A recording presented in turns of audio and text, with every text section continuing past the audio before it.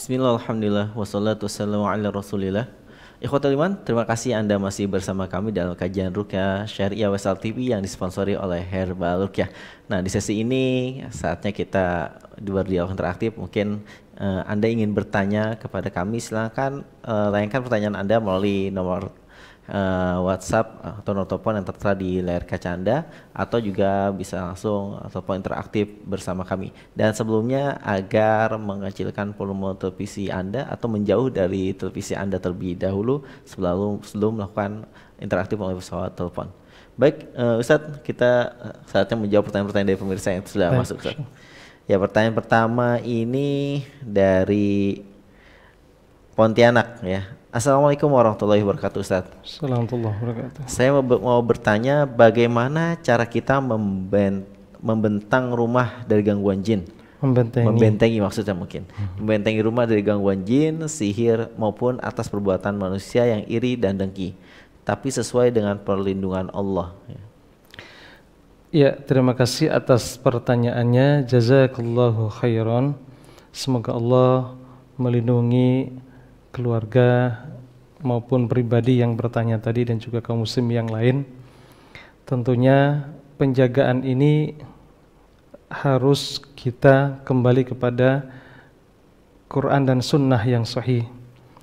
Karena ada sebagian kelompok kaum muslimin, ada kelompok yang pertama membentengi dengan pasang jimat di atas gentengnya, ada yang taruh di atas pintu, ada yang naruh di depan pagar.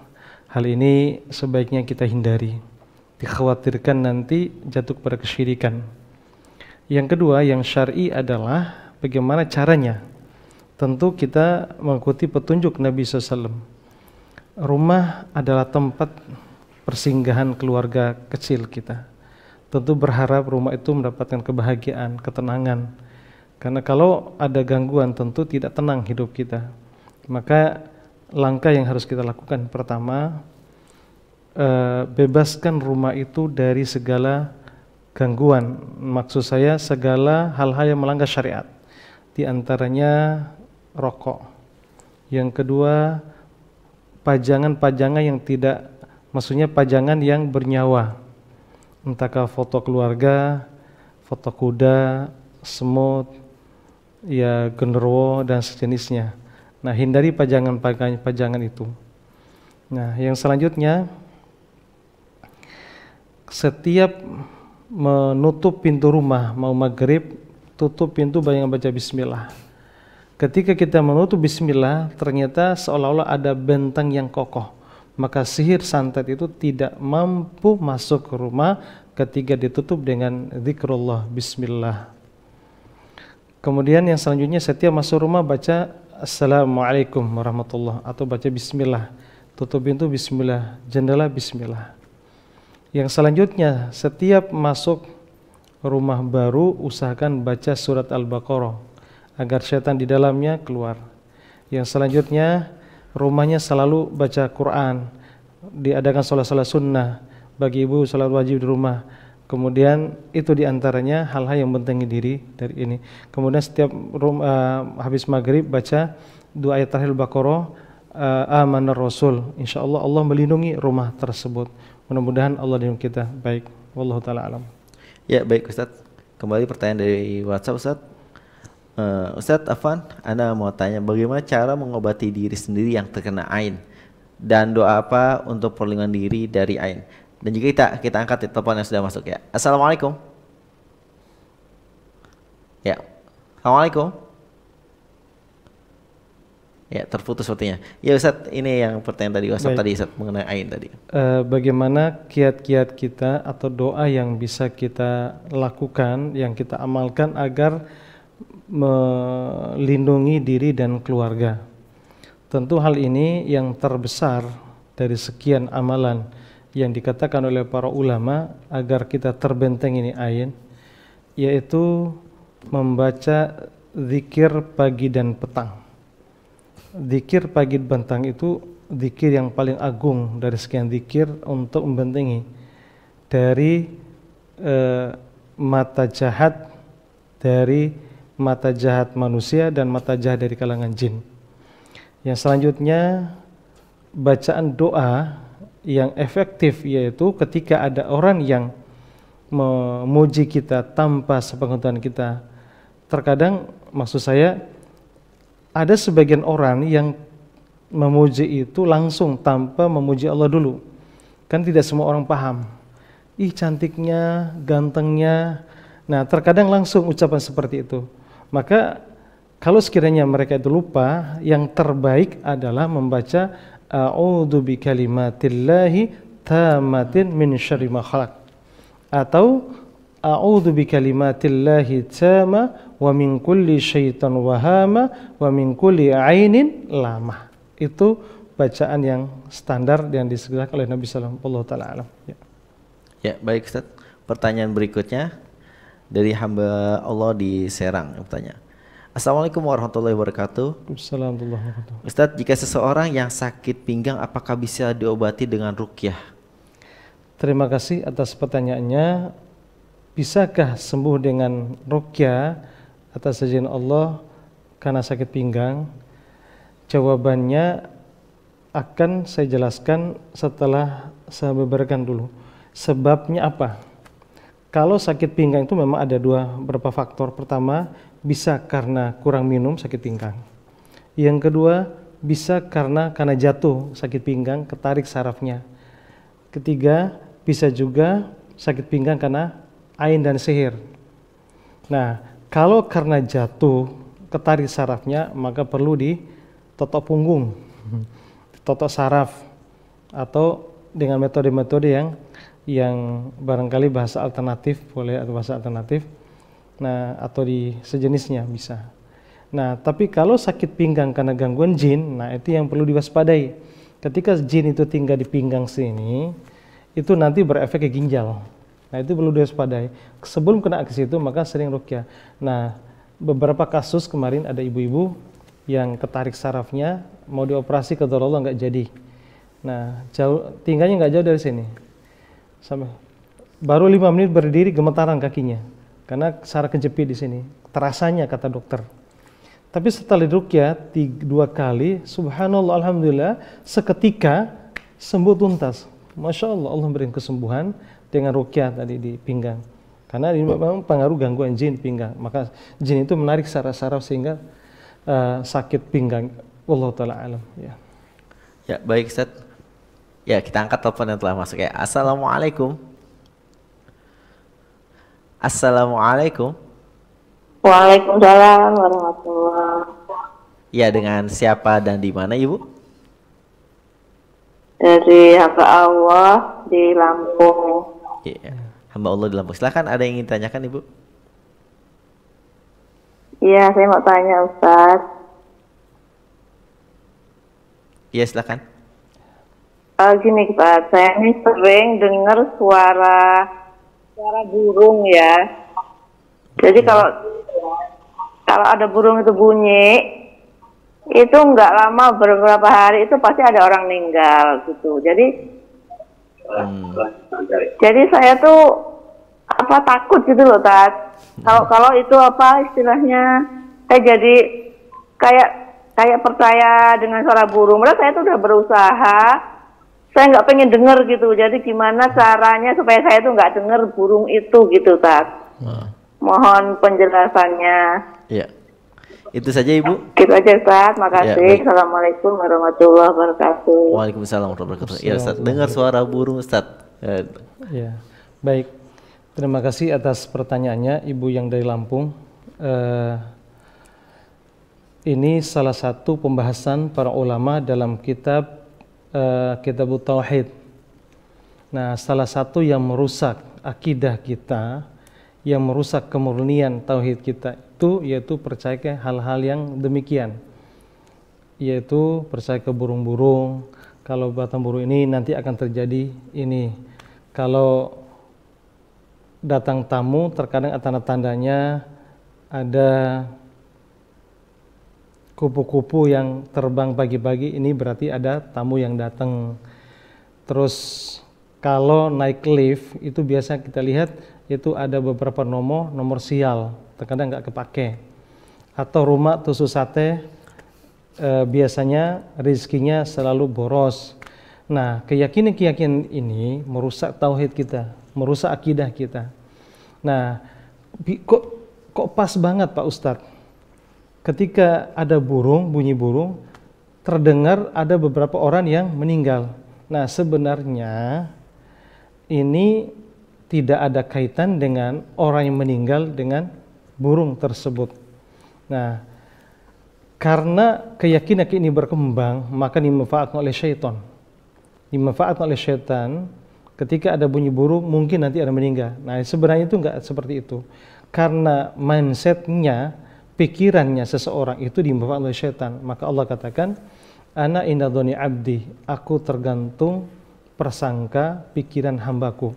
Bahkan sakit kita pun terkadang nggak sakit, tapi hanya sedikit ya rasanya terlalu dramatis, jadi bawaan jadi sakit beneran.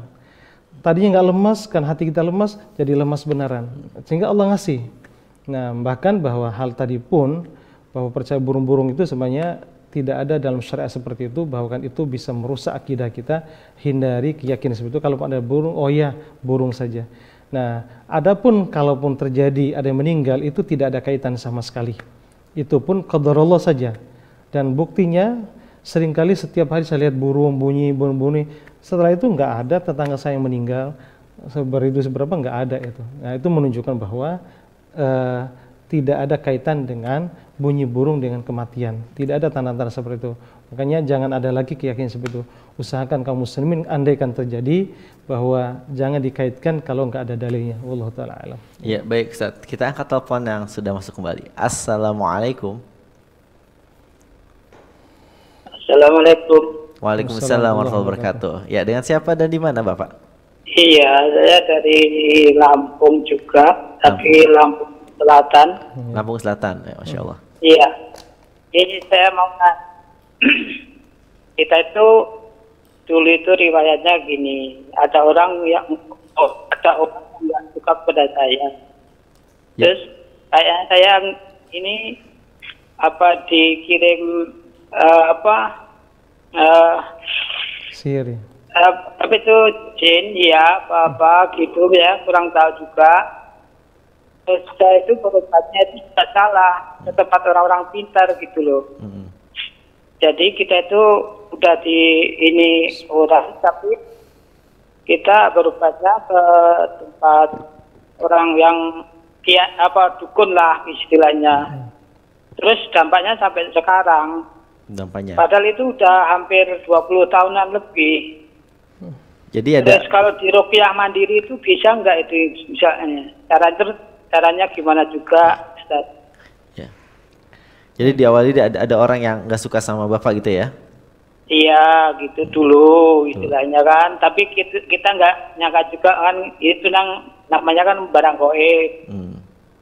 Terus saya itu juga salah berobatnya, istilahnya ke tempat orang-orang pintar gitu. Iya, berobatnya malah ke dukun ya gitu. Baik. Iya, maksudnya dikasih jampi-jampi, kasih ini, kasih itu yang nggak cari. Dan efeknya sampai sekarang Pak ya? Iya, efeknya itu sampai saya itu kena psikis kejiwaan gitu loh. Baik Bapak, sudah kami terima pertanyaannya. Iya, maksudnya bagaimana cara pengobatannya? Ya, baik. Terima kasih Bapak. Ya, Assalamualaikum. Ya, terima kasih atas pertanyaannya. Semoga Allah menyembuhkan penyakit Bapak yang dari Lampung yang bertanya tadi, dan juga jamaah kaum muslim yang lain yang barangkali penyakit yang sama yang dirasakannya. Ini pembahasan berkaitan dengan sihir, kiriman. Walaupun 20 tahun yang lalu, bahkan 100 tahun yang lalu, andaikan masih hidup, terkadang berdampak. Walaupun memang sihir ini ada yang pakai durasi waktu, ada yang terkadang nggak terhingga. Nah, ada yang masa expire-nya 5-6 bulan, ada yang 1 bulan, ada yang 1 tahun, ada yang seumur hidup. Nah, walaupun ada yang masa expire-nya bahwa sihir itu setahun, terkadang karena jin sudah nyaman di badan, terkadang diperpanjang oleh jin itu sendiri sebenarnya. Nah, apakah sihir sampai 20 tahun itu bisa berfungsi? Tetap berfungsi. Nah, walaupun memang Bapak ini sudah berusaha berobat ke sana kemari, qadarullah belum sembuh. Nah, pertanyaan tadi, bisakah dengan ruqyah mandiri bisa sembuh? Sangat-sangat bisa. Seringkali kita ajarkan di Wesal ini bagaimana kaum muslimin itu bisa mengeluarkan sendiri jin, sihir, santet, dan ain. Nah, baik satu dengan cara ruqyah mandiri yang kita ajarkan kemarin. Pertama, Bapak yang terpenting adalah taubat nasuha. Dosa-dosa yang pernah kita lakukan. Pertanyaan, kenapa kok saya nggak sembuh sudah 20 tahun? Nah, ada pertanyaan, boleh jadi mungkin masih ada kesal, marah sama orang, terkadang terhalang sembuhan. Maka taubat nasuha, kemudian maafkan kesalahan orang lain, kemudian Bapak lakukan ruqyah mandiri baik dengan cara langsung air putih, air zam-zam, atau teh bidara, atau herbal-herbal yang lain, sangat membantu sekali. Atau herbal-herbal yang bisa untuk ruqyah, maduka, habatus saudaka, atau mungkin madu dan lain sebagainya, bisa dimanfaatkan dibacaan di air Al-Fatihah, ayat kursi, Al-Ikhlas, Al-Falanas, dihembuskan ke herbal daun air putih tersebut, kemudian diminum, baca bismillah, dan setelah itu baru diusap di perutnya, kemudian dikeluarkan oleh sendawa atau muntah, bisa lewat pipis, bisa lewat keringat, bisa lewat pori-pori tangan dan kaki. Semua itu dimanfaatkan oleh jin keluar jalur-jalur tersebut. Nah, ada kalanya langsung sembuh, ada kalanya bisa bertahap. Nah, terus bersabar, jangan sampai ada bahasa kok nggak sembuh-sembuh. Nah, dimanfaatkan syaitan nggak sembuh-sembuh nanti. Nah, tapi semangat untuk sembuh itu jauh. 75% sugesti itu bisa sembuh dengan sugesti. Insya Allah penyakit saya sembuh, insya Allah sembuh. Terus disugestikan dan sambil doa kepada Allah, kemudian sedekah, lakukan, insya Allah mudah-mudahan dengan amal terus bisa sembuh. Wallahu ta'ala alam. Ya, baik Ustaz. Mungkin dari pesan WhatsApp Ustaz. Assalamualaikum warahmatullahi wabarakatuh. Assalamualaikum warahmatullahi wabarakatuh. Dari Lubuk Linggau, Sumatera Selatan Ustaz. Yang bertanya, apa yang maksud penyakit ain? Apakah bisa menyakiti orang lain dan bagaimana cara menghindarnya? Dan bagaimana cara meruqyah diri sendiri, Ustaz?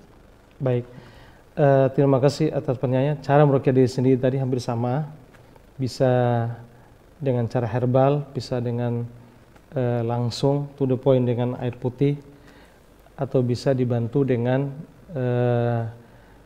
ruqyah yang sederhana diajarkan oleh Nabi SAW. Sederhana tetapi manfaatnya besar. Nah, terkait dengan masalah apa tadi Pak? Ain yang gimana tadi? Yang bisa meruqyah sendiri. Ya, penyakit ain apakah bisa menyakiti orang lain dan bagaimana cara menghindarinya? Baik, apakah penyakit ain itu sangat menyakiti orang lain? Ya sangat. Ketika kata Ibnu Qayyim kena sasaran kepada yang dituju, maka sangat menyakitkan. Bukan hanya sakit di fisik, bisa lari ke kejiwaan. Bahkan sebagaimana ditanyakan oleh Bapak tadi, karena saking lamanya sihir itu bisa lari ke kejiwaan. Makanya setiap penyakit-penyakit yang saya hadapi setiap hari, jamaah yang kita bantu proses ruqyah, saya nggak langsung ruqyah. Yang pertama kali yang saya lakukan adalah bagaimana mindsetnya dirubah, pola pikirnya dirubah, pola hidupnya dirubah dulu. Karena kesembuhan itu sangat terbesar itu dari mindsetnya. Mindsetnya dirubah, pola hidupnya dirubah. Nah, ruqyah itu adalah nomor 2 bagi saya. Itu mudah sekali ruqyah itu, sangat mudah, tidak sulit. Dengan modal Al-Fatihah saja bisa sembuh. Bagaimana the power of Al-Fatihah bisa menyembuhkan berbagai penyakit sihir. Biidznillah atas izin Allah Subhanahu wa taala. Maka bisa dengan cara ruqyah mandiri ketika kena ain. Maka Syekh bin Baz dan Lajnah Daimah mengungkapkan bahwa dengan ruqyah-ruqyah herbal begini sangat pengaruh ke penyakit ain. Maksud saya bisa sembuh dengan herbal-herbal juga, dengan ngoles minyak zaitun, mengkonsumsi minyak zaitun untuk pengaruh. Wallahu taala alam. Ya, baik Ustaz, mungkin satu lagi Ustaz. Bagaimana hukum orang yang mengantarkan penyakit ain tersebut? Apakah ia berdosa walaupun dia tidak tahu karena perbuatan dia? Baik, terima kasih atas pertanyaannya. apakah berdosa orang yang punya penyakit ain? Kalau yang dinakan dosa seperti apa? Imam Adz-Dzahabi rahimahullah ta'ala menjelaskan tentang dosa. Kan dosa itu ketika ada perilaku kita yang dilarang. Setiap dilarang oleh agama, baik Quran dan Sunnah, ketika kita melanggarnya itu dinamakan dosa. Atau meninggalkan kewajiban juga dosa. Pertanyaannya bahwa orang yang mengantarkan anak ini berdosakah? Kalau kita lihat riwayat-riwayatnya, menurut saya mengamati daripada dalil-dalilnya, bahwa ain ini hanya saja akibat daripada hasad, iri dan dengki. Nah, dia berdosa karena iri, dia berdosa karena hasad, dia berdosa karena hati yang kotor tadi. Nah, adapun orang yang meninggalkan ain, berdosakah dia? Nah, wallahu ta'ala alam, saya nggak bisa jawab. Hanya saja kalau saya tegaskan tadi, sumber ain itu kata Ibnu Qayyim adalah dari hati yang dengki, hati yang kotor. Nah, berdosakah orang yang dengki? Ya dosa. Karena Nabi SAW melarang untuk dengki dan iri itu. Nah, otomatis dia mendapatkan dosa karena itu. Nah, adapun orang itu menjadi penyakit, ya wallahu ta'ala, walaupun dari hadis Nabi SAW tadi, bahwa Nabi mengatakan bahwa disebutkan oleh hadis yang sahih tadi, Nabi mengatakan ketika ada seorang sahabat tadi memujinya ya, kepada Sahal dari Amir radhiyallahu an, kata Nabi SAW, alama ayaktulu ahadukum akhahu. Nabi SAW mengatakan, atas dasar apa salah seorang di antara kalian membunuh saudaranya?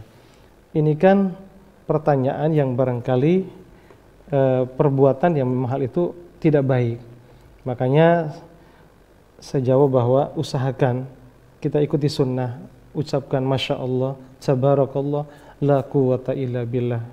Mudah-mudahan saudara kita itu tidak terkena ain. Barangkali yang saya jawab bahwa yang jelas yang bersangkutan itu insya Allah berdosa ketika dia hasad, ketika dia iri dan dengki. Wallahu ta'ala a'lam. Iya, baik Ustaz, seperti pertanyaan terakhir kita Ustaz. Mungkin ada kalimat ikhtitam yang ingin disampaikan Ustaz. Baik, pemirsa Wasat TV yang Allah muliakan, penyakit ain itu adalah penyakit yang sederhana tetapi bisa mematikan, melebihi daripada virus, melebihi daripada DBD, melebihi daripada corona, melebihi daripada penyakit-penyakit yang lain. Maka waspadalah, waspadalah. Bagaimana caranya agar kita bisa terhindar dari ain? Tentunya selalu berdoa kepada Allah, selalu minta berlindung kepada Allah Subhanahu wa taala, membersihkan hati kita, membersihkan pikiran kita dari hal-hal yang negatif. Semoga hari-hari demi hari kita selalu bahagia, di dunia ini selalu bahagia, di akhirat insyaallah mudah-mudahan kita masuk surga Allah Subhanahu wa taala. Dan kita berdoa mudah-mudahan keluarga kita, seluruh kaum muslimin terlindungi dari ain, dan juga kondisi sekarang yang barangkali sedang wabah mengenai bangsa kita. Berdoa mudah-mudahan penyakit atau wabah yang berkembang di negeri yang kita cintai ini segera diangkat Allah Subhanahu wa taala. Semoga saudara kita yang meninggal diwafatkan dalam kondisi syahid, dan saudara kita yang ada di rumah mudah-mudahan berpahala syahid, dan mudah-mudahan kedua kita juga mudah-mudahan tidak terkena penyakit wabah yang berkembang ini. Wallahu taala alam. Subhanakallah bihamdik, asyhadu an la ilaha illa anta, astaghfiruka wa atubu ilaik. Wassalamualaikum warahmatullahi wabarakatuh. Ya, baik Ustaz. Baik teman-teman pemirsa WSL TV yang berbahagia, demikianlah kajian Ruqyah Syariah pada malam hari ini yang disponsori oleh Herbal Ruqyah. Kami ucapkan terima kasih pada Anda semua yang turut berpartisipasi dalam kajian pada malam hari ini, dan kami ucapkan mohon maaf sebesar-besarnya pada para pemirsa yang telah bertanya namun belum sempat terjawab. Semoga kita dapat bertemu di kesempatan yang akan datang. Saya Minullah dan narasumber kita Ustaz Husain Mubarak LCMA mohon pamit undur diri. Subhanakallahumma wabihamdik, asyhadu an la ilaha illa anta, astaghfiruka wa atubu ilaik. Assalamualaikum warahmatullahi wabarakatuh.